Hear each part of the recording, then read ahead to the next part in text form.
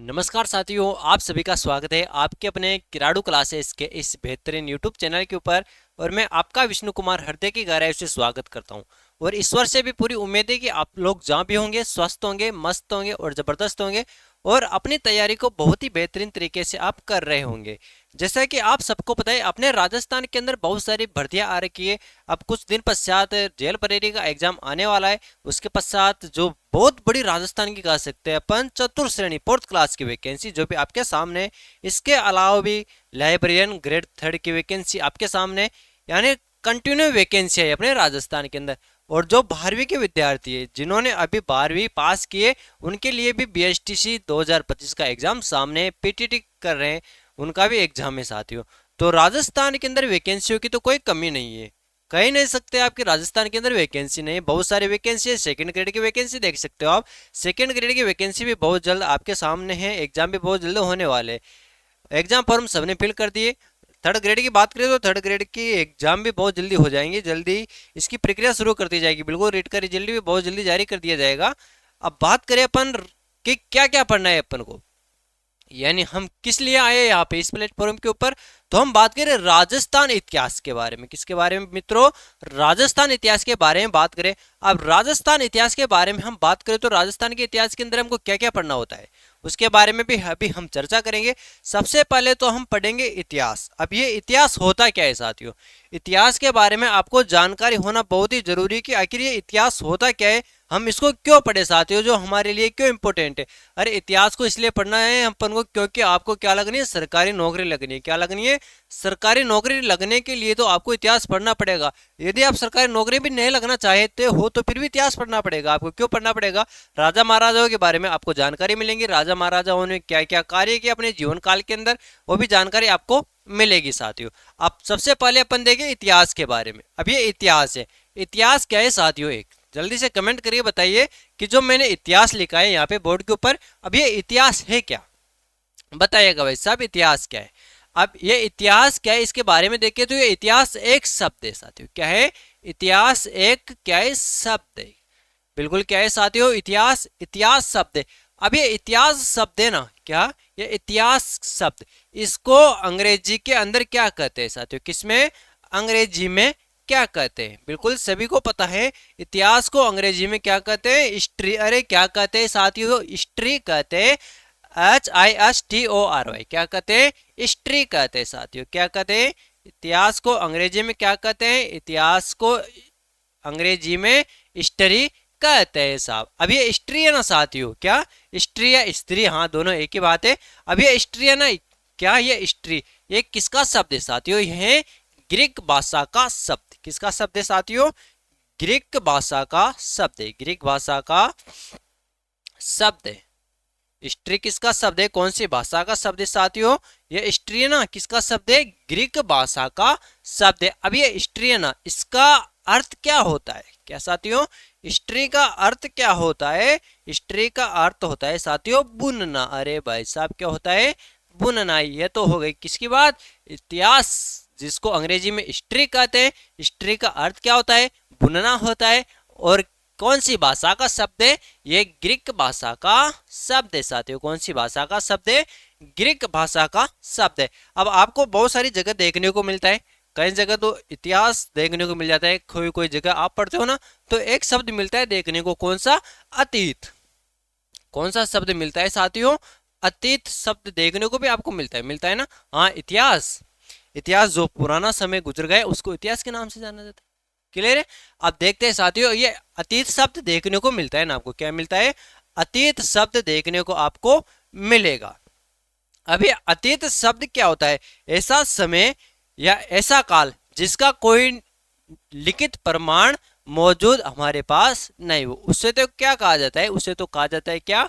अतीत। यानी जिसके लिखित प्रमाण हमारे पास नहीं हो साथियों। क्या? लिखित प्रमाण नहीं हो। लिखित प्रमाण नहीं, क्या नहीं हो? लिखित प्रमाण अपने पास मौजूद नहीं हो, वो तो किससे कहा जाता है? अतीत कहा जाता है। अब फिर एक शब्द देखने को मिलता है, ये इतिहास। अब आप देख रहे हो सिर्फ इतिहास और ये अतीत के अंदर क्या रहता है?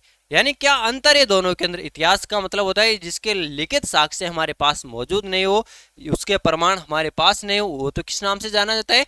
अतीत के नाम से। और ये इतिहास है ना, इसके क्या है साथियों, इतिहास किसे कहा जाता है? जिसके लिखित प्रमाण हमारे पास मौजूद हो। क्या? लिखित प्रमाण हो, लिखित प्रमाण हमारे पास होना चाहिए भाई साहब इसके। किसके? अरे इतिहास किसे कहेंगे? जिसके लिखित प्रमाण, लिखित साक्ष्य हमारे पास हो साथियों। बिल्कुल साहब। अब आप देख रहे हो सर, हम इतिहास तो पढ़ेंगे लेकिन इसकी शुरुआत कहाँ से होती है? क्या? इतिहास की शुरुआत, बिल्कुल इतिहास की शुरुआत कहाँ से होती है? इतिहास की शुरुआत होती है साथियों कहाँ से? सभ्यता काल से। क्या? इतिहास, अरे भाई साहब इसकी शुरुआत कहाँ से होती है? इतिहास की शुरुआत होती है कहाँ से? सभ्यता काल से। कहाँ से? सभ्यता काल से इतिहास की शुरुआत मानी जाती है साथियों। अब सभ्यता काल क्या होता है? जैसे आप पढ़ते हो ना, सिंधु घाटी सभ्यता, बिल्कुल कालीबंगा सभ्यता, ये क्या है? यहाँ से जो सभ्यता है, यहाँ से क्या होती है? इतिहास की विधिवत रूप से शुरुआत होती है साथियों, बिल्कुल है ना। अब अपने राजस्थान के अंदर, कहाँ पे? जो अपना प्यारा सा राजस्थान है, सुंदर सा राजस्थान है, अपने राजस्थान के अंदर क्या इतिहास का जन्म कब से होता है? क्या इतिहास का जन्म कब से माना जाता है? अपने राजस्थान के अंदर कब से माना जाता है? राजपूत काल से। कब से? राजपूत काल से इतिहास की शुरुआत मानी जाती है अपने राजस्थान के अंदर। यानी कब से? राजपूत काल से। कब से? 7वीं सदी से। कब से? 7वीं सदी से। कब से मानी जाती है भाई साहब? 7वीं सदी से इतिहास की शुरुआत मानी जाती है अपने प्यारे से सुंदर से राजस्थान के अंदर साथियों। अब बिल्कुल हम देखें ना, अब इतिहास के अंदर हमको क्या क्या पढ़ना है साथियों? देखो इतिहास के अंदर हमको सभ्यता पढ़ना होता है। क्या पढ़ना होता है? सभ्यता पढ़ना होता है, बिल्कुल सभ्यता पढ़ना होता है। क्या है वो पढ़ेंगे? सबसे पहले तो अपन देखेंगे सभ्यता। सभ्यता कौन सी? देखो अपने राजस्थान के अंदर सभ्यता कौन कौन सी है? कालीबंगा सभ्यता है, सबने सुना है। कालीबंगा सभ्यता से सर्वाधिक बार क्वेश्चन पूछे जाते हैं। बेराट सभ्यता से भी पूछे जाते हैं। रेड सभ्यता जो अपने टोंक के अंदर है ना, यहाँ से भी पूछा जाता है। कई बार क्वेश्चन यहाँ से भी पूछा गया है, बिल्कुल अपन पे देखेंगे। अब अपन देखें ना, सभ्यता के बाद में देखना है अपन को राजवंश। क्या देखना है? राजवंश। ये इंपॉर्टेंट है भाई साहब। क्या है? राजवंश इंपॉर्टेंट है। इंपॉर्टेंट क्यों है? अपने एग्जाम के अंदर क्यों सुनाते हैं? इसलिए इंपॉर्टेंट है। क्या है? अपने एग्जाम के अंदर यहाँ से क्वेश्चन पूछे जाते हैं। कहाँ से? राजवंश से। अब राजवंश के अंदर भी क्या क्या पढ़ना है अपन को? क्या क्या पढ़ना है? सबसे पहले तो अपन देखेंगे मेवाड़ का प्रतिहार। क्या देखेंगे? मेवाड़ का इतिहास, हाँ सॉरी, मेवाड़ का इतिहास देखना है। क्या देखना है? मेवाड़ का इतिहास। मेवाड़ का इतिहास। अब मेवाड़ का इतिहास देखेंगे भाई साहब। राजस्थान का सबसे बड़े इतिहास के बारे में बात करें ना, गौरवशाली इतिहास के बारे में, तो किसका रहा है? हुआ रहा है मेवाड़ का इतिहास। इसके पश्चात देखेंगे चौहान वंश के बारे में। किसके बारे में? चौहान वंश। चौहान वंश। अब चौहान वंश के बारे में आप सोच रहे हो कि सर चौहान वंश तो बहुत सारे थे। हाँ बिल्कुल, सभी के बारे में देखेंगे। देखो चौहान वंश के बारे में किस किस के बारे में देखना है? एक तो अजमेर के चौहानों के बारे में देखना है। किसके? कौन से? अजमेर के।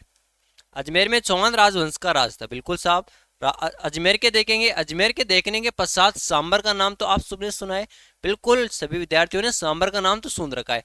सांबर का राजवंश देखेंगे। क्या? सांबर। सांबर का चौहान देखेंगे। सांबर के अंदर कौन कौन से चौहान वंश हुए साथियों, इसके बारे में देखेंगे। इसके देखने के पश्चात रणथंभौर का जो चौहान वंश है उसके बारे में हम चर्चा करेंगे। किसके बारे में? रणथंभौर। ये रणथंभौर कहाँ पर है भाई साहब? सवाई माधोपुर के अंदर। कहाँ पे? सवाई माधोपुर के अंदर है, बिल्कुल। और ये सवाई माधोपुर कहाँ पे? अपने सुंदर से राजस्थान के अंदर सवाई माधोपुर है। और कहाँ कहाँ पर था चौहान राजवंश? हाँ बिल्कुल, नाडोल पाली के अंदर भी था। कहाँ पे था? नाडोल। और ये नाडोल कहाँ पे है भाई साहब? नाडोले पाली के अंदर। कहाँ पे है नाडोल? नाडोल पाली के अंदर स्थित है। यहाँ का जो चौहान वंश था इसके बारे में भी हम विस्तार से चर्चा करेंगे। और एक इंपॉर्टेंट राजा था बूंदी के चौहान। कहाँ के? बूंदी के चौहान। ये भी हम चर्चा करेंगे साथियों, बिल्कुल भाई साहब, है ना। अब चौहान वंश के बारे में देख लिया अपन ने, कौन कौन से? अजमेर के, सांबर के, रणथंभौर के, नाडोल पाली के और बूंदी के चौहान वंश के बारे में हम चर्चा करेंगे। अब इसके पश्चात राठौड़ राजवंश के बारे में अपन देखेंगे। किसके बारे में? राठौड़ राजवंश। राठौड़ राजवंश के बारे में हम चर्चा करेंगे। बिल्कुल, किसके बारे में करेंगे? राठौड़ राजवंश। राठौड़ राजवंश पढ़ने के पश्चात हम देखेंगे आमेर का इतिहास। किसके बारे में? आमेर इतिहास के बारे में देखेंगे। आमेर इतिहास। ये आमेर कहाँ पे? आमेर है जयपुर के अंदर। कहाँ पे? आमेर जयपुर के अंदर है। और इसका जो इतिहास है ना उसके बारे में अपन देखेंगे कि आमेर के अंदर कौन कौन से राजा हुए, किन किन का शासन यहाँ पे रहा है साथियों। फिर देखें, इनको देखने के पश्चात अपन देखेंगे 1857 की क्रांति। क्या देखेंगे? 1857 की क्रांति होती है भाई साहब। 1857 की क्रांति। 1857 की क्रांति होती है भाई साहब अपने राजस्थान के अंदर। फिर अपन नेक्स्ट बात करें 1857 की क्रांति देखने के पश्चात हम देखेंगे राजस्थान के अंदर प्रमुख किसान आंदोलन। यानी जो अपना राजस्थान है यहाँ पर किसान आंदोलन हुए। क्या हुए? किसान आंदोलन होते हैं। अब अपने राजस्थान के अंदर कौन कौन से किसान आंदोलन हुए उसके बारे में अपन देखेंगे। आप बिल्कुल बेंगू किसान आंदोलन हुआ था ना अपने राजस्थान के अंदर, उसके बारे में अपन चर्चा करेंगे टॉपिक के ऊपर आने के पश्चात, है ना। किसके बारे में? बिल्कुल राजस्थान के किसान आंदोलन। राजस्थान के प्रमुख किसान आंदोलन। प्रमुख किसान आंदोलन। राजस्थान के प्रमुख किसान आंदोलन के बारे में भी हम चर्चा करेंगे। अब और क्या है साथियों? प्रजा मंडल। क्या है? प्रजा मंडल। प्रजा मंडल के बारे में भी अपन चर्चा करेंगे साथियों। किसके बारे में? प्रजा मंडल के बारे में अपन देखेंगे। यानी प्रजा मंडल आंदोलन हुआ था ना साथियों, उसके बारे में अपन चर्चा करेंगे। उसको देखने के पश्चात एक इंपॉर्टेंट आता है यहाँ पे, राजस्थान का एकीकरण। क्या आता है साथियों? राजस्थान का एकीकरण। अब राजस्थान का एकीकरण देखेंगे। राजस्थान का एकीकरण, जो अपना प्यारा राजस्थान है, सुंदर सा राजस्थान है, बिल्कुल इसका एकीकरण किया गया, एक जगह किया गया। जो अपना राजस्थान है ना पहले 19 रियासतें और 3 ठिकानों के अंदर विभाजित था साथियों। राजा महाराजाओं का राज था। 3 ठिकाने थे और 19 रियासतें थी। अब उनको क्या किया गया? एक जगह किया गया। क्या किया गया भाई साहब? पूरे रियासतों को एक जगह किया गया और राजस्थान का निर्माण किया गया साथियों। किसका? अपने राजस्थान का निर्माण किया जाता है। यानी राजस्थान का एकीकरण हम चर्चा करेंगे। और ये राजस्थान का एकीकरण कितने चरणों के अंदर संपन्न होता है? 7 चरणों के अंदर। कितने चरणों के अंदर संपन्न होता है भाई साहब? 7 चरणों के अंदर राजस्थान का एकीकरण संपन्न होता है। और ऐतिहासिक व्यक्ति के बारे में देखेंगे। अपने राजस्थान के प्रमुख ऐतिहासिक व्यक्ति कौन कौन है उनके बारे में भी हम चर्चा करेंगे साथियों। ऐतिहासिक व्यक्ति। ऐतिहासिक व्यक्ति यानी इतिहास से जुड़े हुए व्यक्ति कौन कौन से थे, ना। ऐतिहासिक व्यक्ति के बारे में भी हम चर्चा करेंगे साथियों। अब सबसे पहले तो हम देखेंगे किसके बारे में? बिल्कुल भाई साहब, किसके बारे में देखे रहे भाई साहब?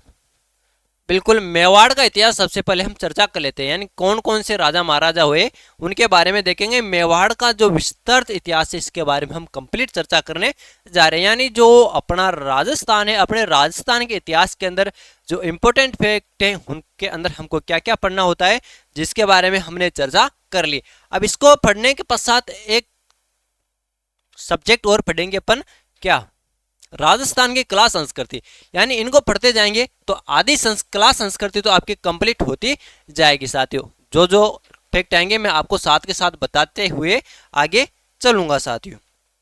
तो यदि ये वीडियो आपको अच्छा लगा, क्लास अच्छी लगी, तो अपने साथियों के साथ अधिक से अधिक शेयर करें और किराड़ू क्लासेस के इस यूट्यूब चैनल को सब्सक्राइब करें। और साथ ही जो बेल आइकन का निशान दे रखा है उसको प्रेस कर दो, जिससे क्या है साथियों आने वाले क्लास का नोटिफिकेशन आप तक पहुंच सके।